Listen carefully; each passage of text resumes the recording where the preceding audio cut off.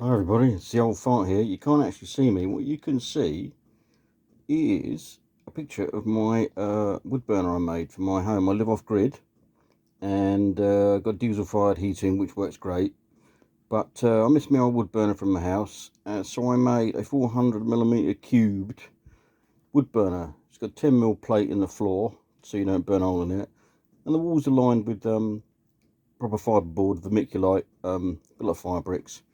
And it's got a stainless steel heat exchanger inside. If I go over the top, there's pipes go in the back, so it connects up to my existing blown air heating system.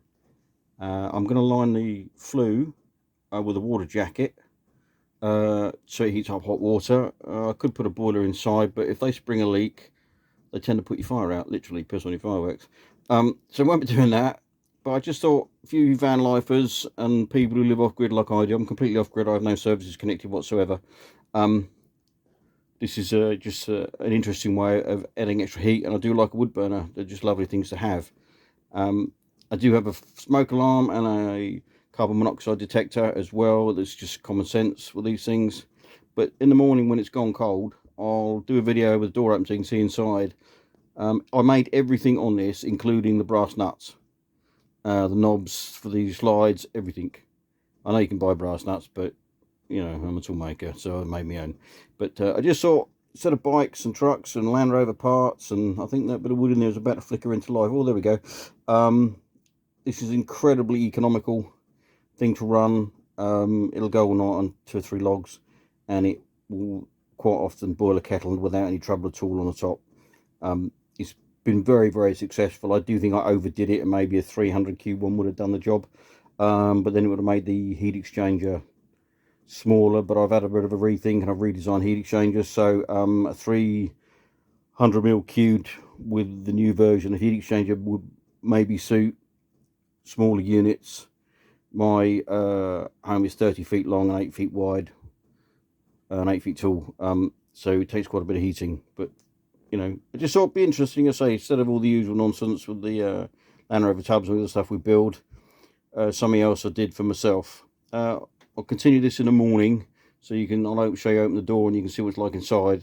I mean, again, it's not morning, but that lump of wood decided to flicker into life, so I thought I'd do a quick video of what it looks like. There's a little bit of soot on the door tonight, but that will run, you know, for hours on a couple of logs, you know, the size of your fist almost. It is incredibly economical, and the output is phenomenal. And if you shut both vents completely, you put the fire out. So if you've got a fire raging away and it's all getting out of control, this is one of my key features I needed to have. If it is airtight, if I shut the vents, out goes fire. And it sort of one of my younger stepsons was absolutely petrified that we were going to burn a place down. But once I proved that how it worked when we were testing in the workshop, his whole idea of it all changed, and he was very for it. So, but I will show you in the next bit. You'll see will be in the morning when it's all died down, and you'll see. I can show you inside and what it's like. Yeah, quick update. Following morning from the other videos.